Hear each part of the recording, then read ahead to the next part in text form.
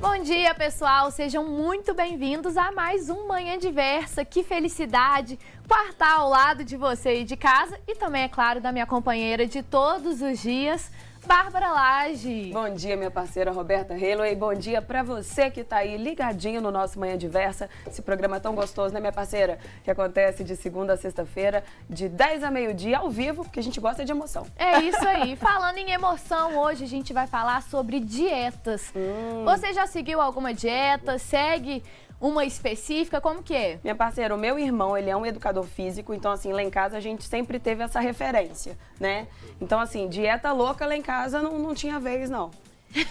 Eu já tentei, mas eu não sou do time da dieta. Inclusive, você que está acompanhando o Manhã Diversa, vai lá no nosso Instagram, @tvdiversa, que tem enquete. A gente quer saber se sua dieta tá on ou se a dieta tá off. E a gente vai falar sobre mais coisas aqui, né? Hoje exatamente. É dia de um café por uma história. E eu já tô curiosa. Não é mesmo? E chefe Arthur Veloso continua trazendo aí as receitas do Arraiá, não é mesmo? Exato. E além da nossa nutricionista, né, que vai vir aqui, nossa convidada, falar sobre essa questão de dieta, de emagrecimento, a gente vai falar hoje também sobre psicofobia. Então, o programa promete. Isso aí. Arthur, o que você traz pra gente? Conta aí. Hoje a gente vai fazer um curau diferente. Ao invés de milho verde, a gente vai usar mais uma vez a abóbora. Então a abóbora, ela pode não ser protagonista normalmente, assim, né, para as festas juninas, mas aqui no Manhã Diversa ela tá marcando presença. É isso aí, eu tenho certeza que você aí de casa gostou, tá curioso para saber um pouco mais da receita do Arthur e dos temas que a gente trouxe hoje. Então continue, porque o Manhã Diversa tá só começando.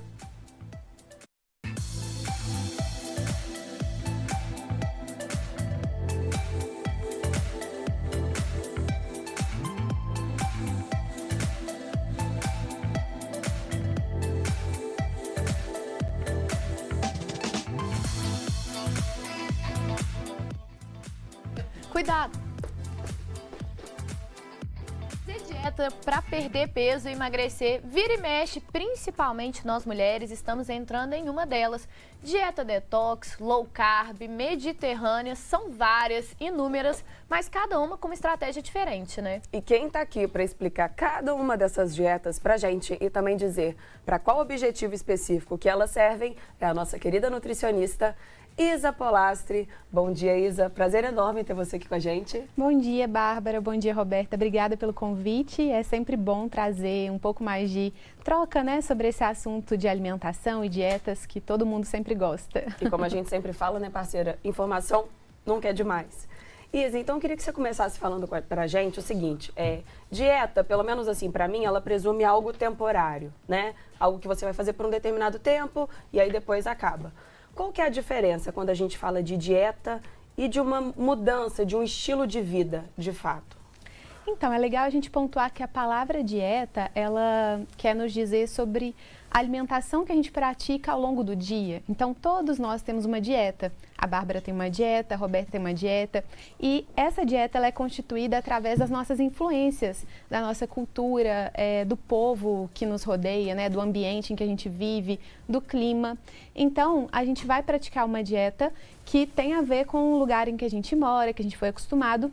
Mas todos nós podemos desejar melhorar a qualidade da nossa alimentação buscando uma alimentação mais natural. A palavra dieta ela vem como uma restrição, algo que vai trazer algum pesar, uma culpa, enquanto que uma estratégia alimentar orientada por um nutricionista, que é temporária e que vai te trazer conhecimento, habilidades, ela vai então trazer coisas que você vai praticar para o resto da vida, porque realmente vão ser benéficas ali para o seu bem-estar, vão se encaixar na sua rotina e podem ser muito prazerosas também, se respeitando aí as preferências de cada um, as necessidades de cada um. Então talvez o erro esteja na interpretação da palavra, dieta.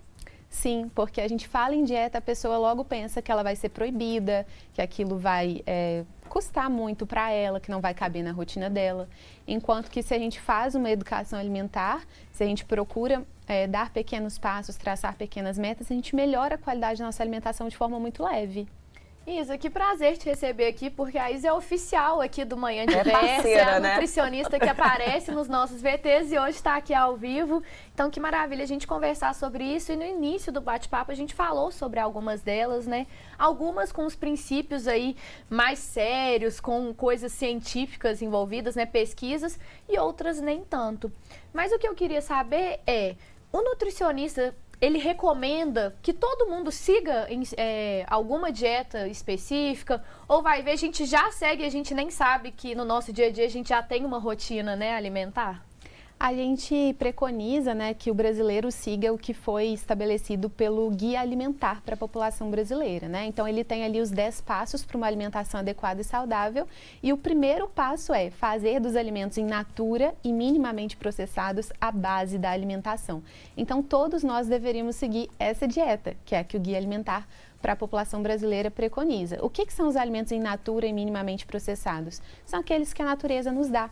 Frutas, verduras, legumes, arroz, feijão, carnes, laticínios, né? Isso é uma alimentação que todos nós deveríamos seguir como uma dieta básica, mas a gente vê uma inversão, né? A gente come os vegetais, os in natura, como um detalhe ali no cantinho do prato, e a maioria é farináceo, né? O pãozinho várias vezes ao dia, biscoitinho, massa, industrializados. A gente não tem seguido, né, na maioria das vezes, essa alimentação natural como base, como maior parte. E como hoje em dia a gente tem um acesso muito facilitado à informação, né, a gente chega também de um jeito muito fácil à desinformação. E aí a gente, quando fala de emagrecimento, tem aquele assunto do low carb, né, esse tipo de dieta que está tão em alta. Explica um pouquinho pra gente, Isa, do que se trata e como que funciona essa dieta low carb. A low carb, ela é uma estratégia, né, nutricional que pode ser aplicada em alguns casos. Ela vai ser muito bacana para quem está querendo baixar a glicemia, fazer o controle da insulina. Para uma mulher que tem a síndrome do ovário policístico, ela vai ser interessante no emagrecimento. E nós temos algumas recomendações de porcentagem de nutrientes que a gente vai colocar numa alimentação. Então, a gente pode colocar proteína, gordura, carboidrato. E na low carb, a gente coloca uma quantidade mais baixa de carboidrato, como o próprio nome diz. Então, de 5% a 44% das calorias diárias vai ser de carboidrato e o restante vai ser de proteína e gordura. Então, quando a gente fala em low carb, muita gente acha que é comer ovo, carne e bacon. Mas não, a base da low carb precisa ser de vegetais com baixo índice glicêmico. Então, as folhas cruas, vegetais como brócolis, vagem, quiabo, todos são baixos em carboidratos e podem ser a base da alimentação. Frutas como abacate, coco, morango podem ser a base dessa alimentação. E aí você pode me perguntar, mas então não pode comer banana, não pode comer arroz, não pode comer batata? Sim, pode, dentro dessa porcentagem que foi estabelecida. E aí a gente vai pensar nos melhores horários para consumir esse carboidrato. A gente não vai colocar em excesso à noite, por exemplo. A gente vai pensar nas melhores combinações. Então, a gente vai comer um pratão de risoto puro, mas a gente vai colocar uma carne, uma salada do lado. A gente vai pensar também nas quantidades, né? Aumentar os vegetais, aumentar as gorduras boas e as proteínas e colocar uma quantidade mais limitada. E ela tem, sim, ótimos resultados, mas não precisa ser feita para sempre, nem como estilo de vida. Ótimo. Se a low carb, então, ela foca, né, nessa diminuição aí de certos tipos de carboidratos, existe uma que é praticamente zero carboidrato, que é a dieta cetogênica. Qual que é a estratégia, né, que essa dieta aí passa para a pessoa e quais são os pontos que a gente também deve ficar atento? Será que é uma dieta para seguir para a vida inteira? Como que é isso? A dieta cetogênica, ela tem uma adesão muito complicada, né? Porque cerca de 60% a 70% dela é de gordura. Então, a gente vai ter que adicionar nos nossos pratos azeite, óleo de semente de uva, óleo de abacate. A gente vai precisar consumir em maior quantidade o próprio abacate, as castanhas, né? Então, pode ser difícil essa adesão, porque só tem cerca de 10% de carboidrato e originalmente ela foi pensada para o tratamento da epilepsia, mas eu não tenho assim propriedade, né, no tratamento da epilepsia, mas ela pode ser usada também para emagrecimento, principalmente quando a pessoa entra num platô. Então, às vezes ela está fazendo uma dieta ali e o peso estacionou, ela não consegue sair daquele peso, a cetogênica vem para trazer um up, porque ela vai ajudar o nosso corpo a produzir corpos cetônicos e a gente vai tentar buscar energia de outras fontes, não do carboidrato, né? Mas algumas pessoas fazem ela por um ciclo de 3 semanas, de 1 mês, porque o corpo demora a aprender a transportar esses corpos cetônicos, né? Mas ela é uma estratégia que, se orientada, dependendo da pessoa, da rotina da pessoa, do que a pessoa gosta de comer, ela pode ser encaixada assim por um prazo de tempo. Isa, durante a nossa pesquisa, a gente conseguiu detectar alguns métodos, né, de nutricionistas, e aí chegamos ao nutricionista francês, Pierre Ducan, e ele com o método Ducan, né? Do que se trata esse método e o que você acha desse papel do nutricionista de criar o próprio método e exercer? Essa dieta Ducan, ela é uma alimentação em que prioriza-se o consumo da proteína, né? E aí ele passa por fases. Então, durante os primeiros 7 dias, a pessoa só come mesmo alimentos fonte de proteína. Na segunda fase, vai inserir ali um pouquinho de frutas e vegetais. Na terceira fase, coloca-se também alimentos integrais e laticínios. Na quarta fase, ela entra em algo que vai ser para a vida toda. Então, ela vai ter um dia da semana em que ela vai comer só proteína, mas vai adicionar ali aveia como presença garantida na alimentação. Só que a pessoa pode não conseguir passar por essas 4 fases porque é uma dieta muito restritiva, é uma dieta que tira ali a individualidade, que tira o prazer do social. E muitas vezes ela vai ser uma dieta que vai ter deficiência de nutrientes, de vitaminas, de minerais. Porque imagina só, se uma pessoa consome só proteína por 7 dias, ela não vai estar consumindo as vitaminas e os minerais dos alimentos coloridos, das frutas, dos vegetais, né? Ela pode perder uma grande quantidade de água e pensar que emagreceu, mas na verdade não perdeu gordura corporal.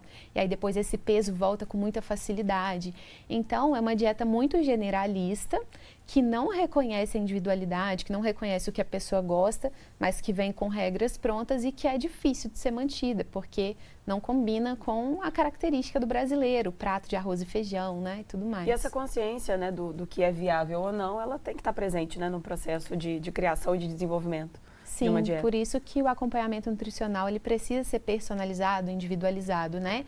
A mesma orientação que eu dou para a Bárbara não é a mesma orientação que eu daria para a Roberta, porque cada uma gosta de uma coisa, cada uma tem um histórico familiar, genético, cada uma tem uma rotina, né, de horários e de facilidade de produzir aquilo. Então, essas dietas que são generalistas, que querem colocar todo mundo dentro de um mesmo protocolo, podem não funcionar para grande parte das pessoas, né?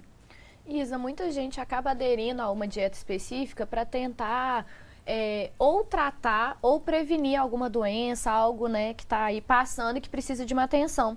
E aí, para pressão alta, uma dieta muito indicada é a DASH, não sei como é que fala. Explica então um pouco mais o que consiste essa dieta pra gente. A dieta DASH, ela vem com o objetivo mesmo de tratamento da pressão arterial, né? Ela pode prevenir até 14% do desenvolvimento dessa hipertensão, mas só que ela também não tem uma adesão muito boa. A gente precisa que a pessoa reduza ali o consumo de sódio, né? Então, as nossas necessidades de sódio seriam alcançadas com 5 gramas de sal ao dia, mas hoje o brasileiro consome quase o dobro, né? Quase 12 gramas ao dia, porque o sódio está nos refrigerantes, está nos alimentos empacotados, nas conservas, né? Nos industrializados. Então a dieta DASH, ela visa voltar para uma alimentação natural, baseada em frutas, legumes e verduras, e ela visa também que a pessoa conheça especiarias, ervas, reduza a adição de sal nos seus preparos, né? Inclua laticínios com um teor de gordura mais baixo, carnes mais brancas, só que com as orientações individualizadas é possível sim ter adesão, inclusive na hipertensão a gente visa também reduzir o consumo de álcool, a prática de atividade física tem que ser diária como um medicamento mesmo para essa pessoa. Então, é uma dieta que é viável, mas precisa ser individualizada também. E quando a gente chega à dieta paleolítica, Isa, me mata a curiosidade, por que esse nome e no que ela consiste?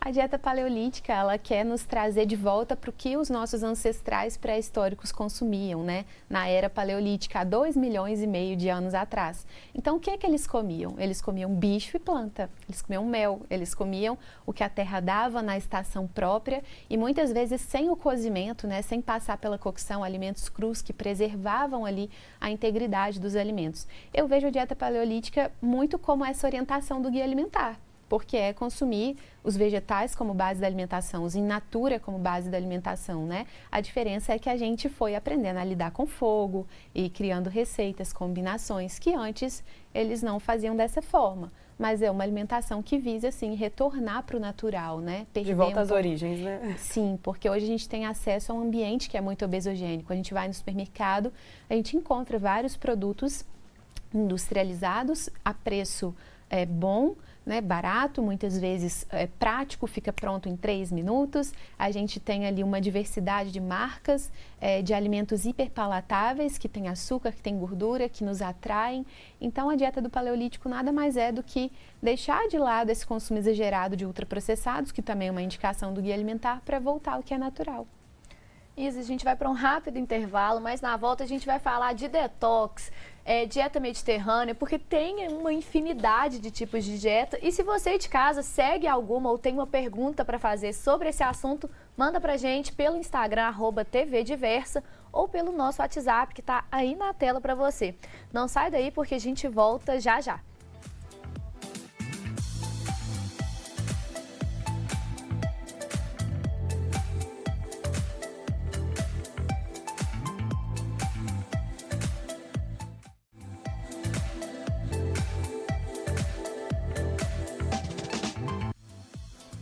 A gente já está de volta com Manhã Diversa, agora são 10 horas e 18 minutos e hoje nós recebemos a nutricionista Isa Polastri, que está batendo um papo super bacana com a gente sobre os diferentes tipos de dieta. Então, bora para mais pergunta, Isa? Vamos lá! E por falar em pergunta, a gente já está ali interagindo com a galera de casa que mandou aqui mensagem pra gente. E dessa vez a pergunta foi da Juseli, de São João del Rei. Ela falou o seguinte: eu estou grávida e posso fazer dieta? Se sim, qual é a mais indicada? O que você responde para a Juseli, Isa? É um momento muito especial, né, Joseli? Parabéns pela gestação.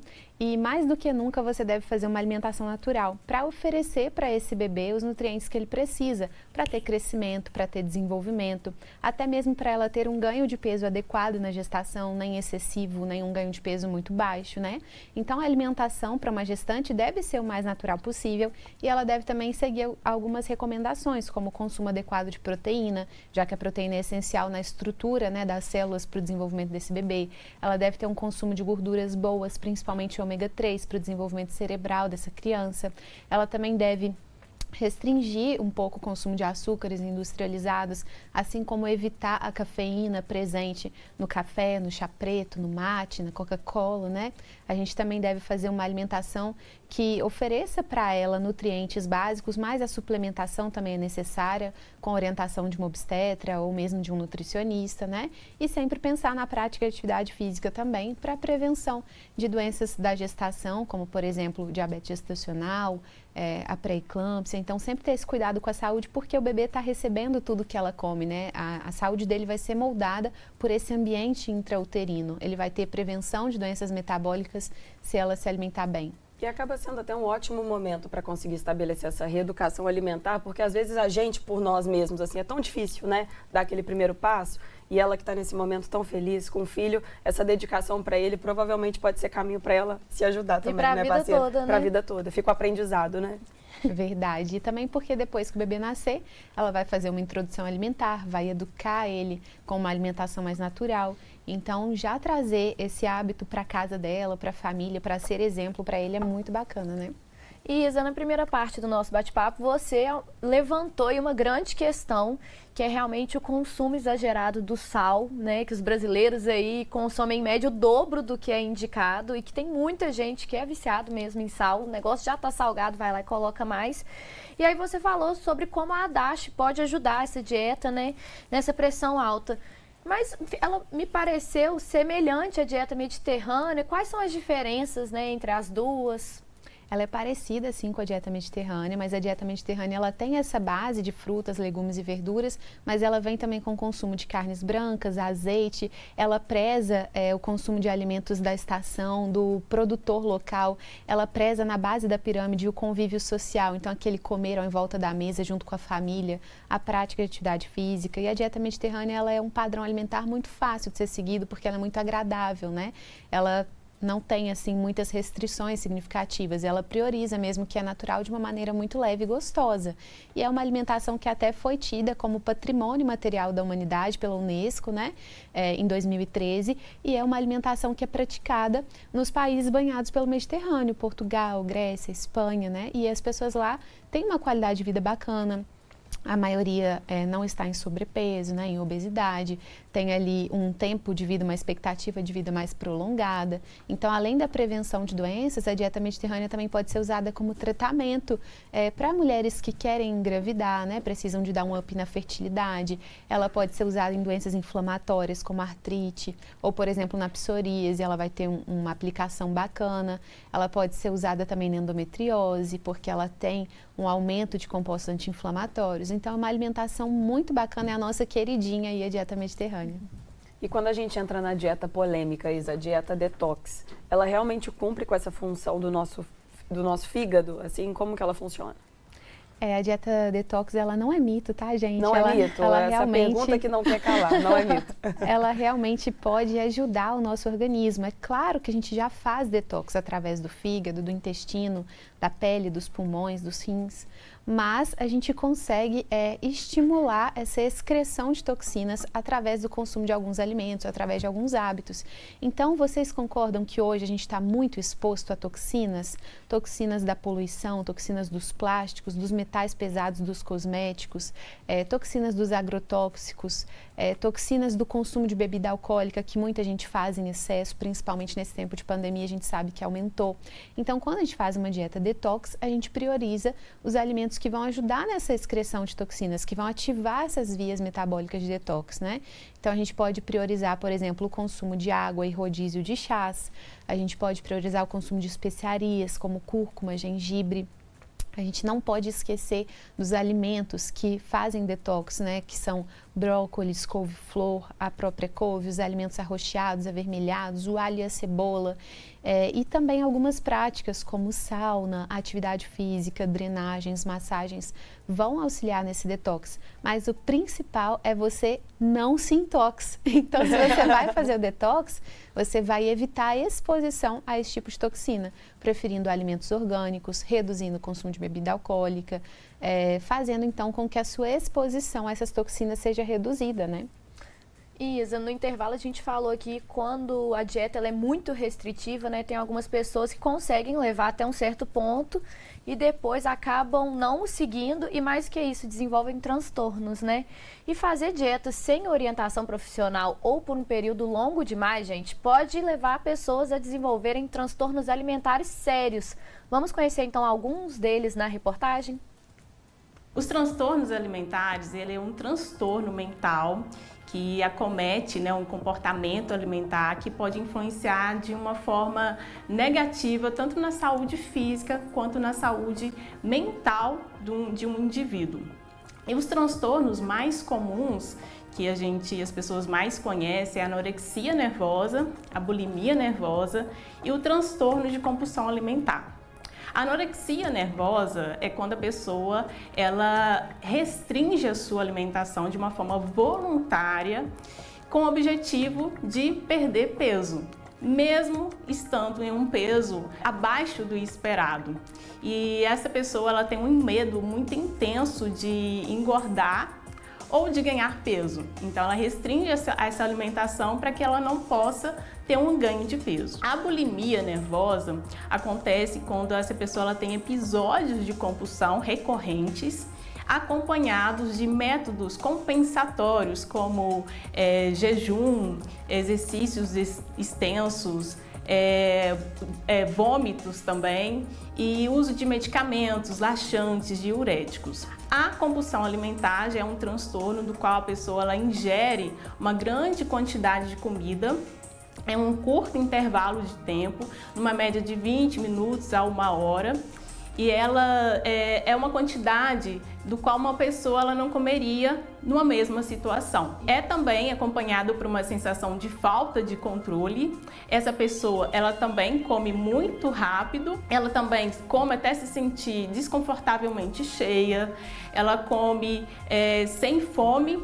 Muitas vezes ela come sozinha porque ela tem vergonha da quantidade de comida que ela ingere e ela também se sente deprimida, ela tem uma sensação de culpa, né, ao comer também. E como que esses transtornos alimentares eles surgem? Tem várias causas, tem múltiplos fatores que podem causar, desenvolver esses transtornos alimentares. Tem a questão da influência externa, a mídia social, as mudanças do padrões de beleza.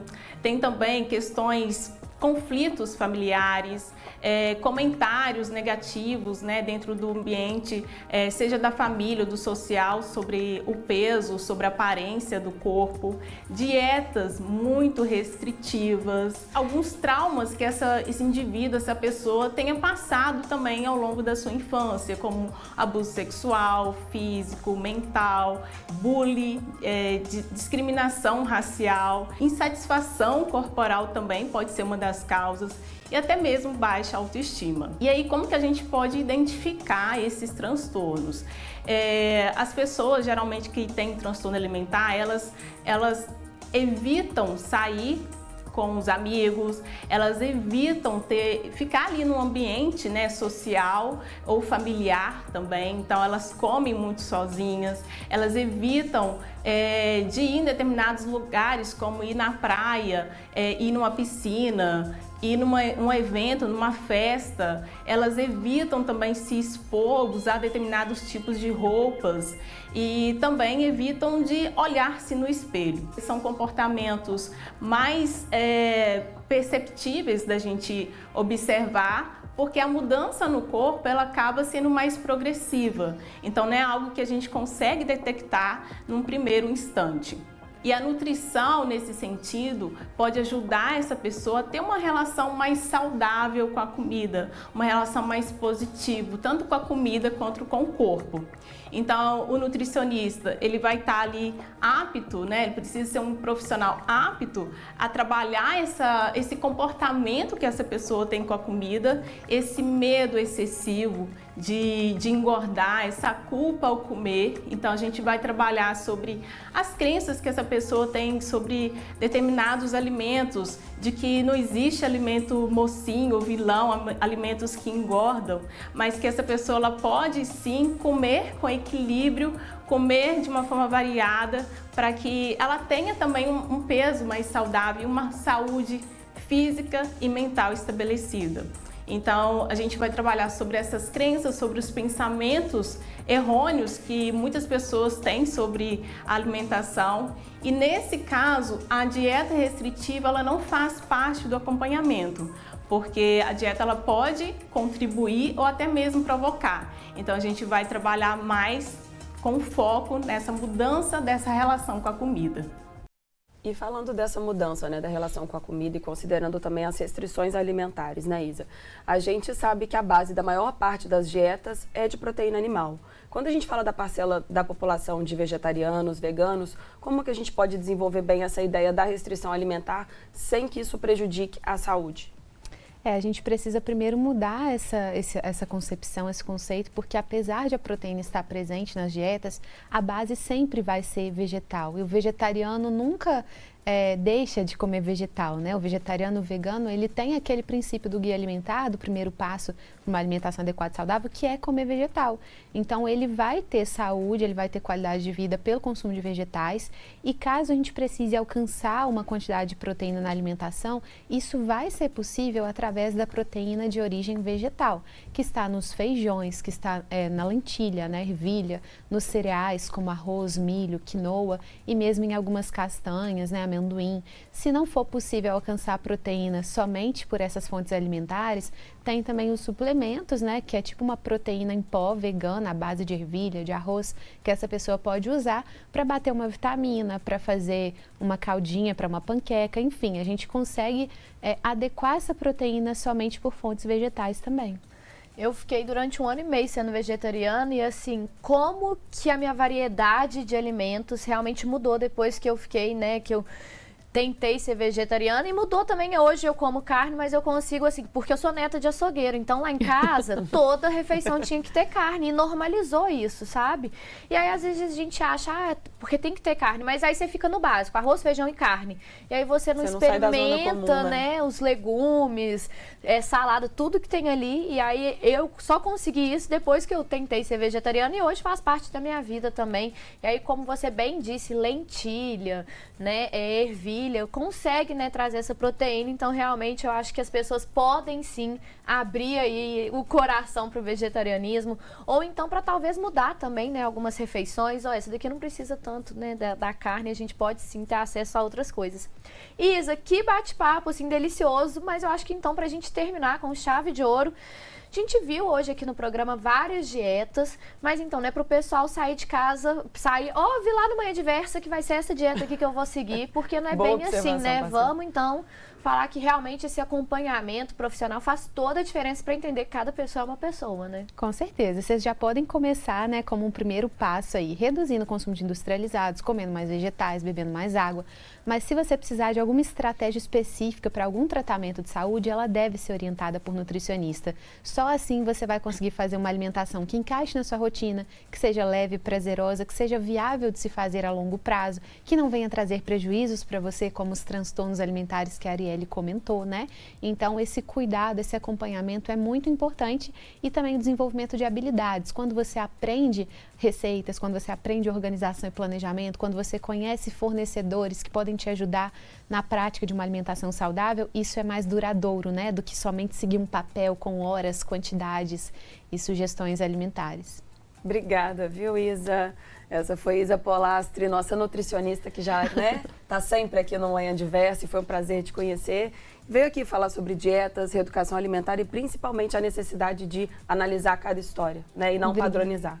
Obrigada a vocês pela confiança, é sempre bom estar aqui. Valeu demais. E olha, fazer dieta aqui no Manhã Diversa é só para os fortes, porque já tem, é claro, nosso Bora Rangar com os quitutes juninos e hoje é dia de doce. Mais uma vez no programa e hoje é a vez do curau de abóbora. Então continue com a gente porque essa receita você não pode perder.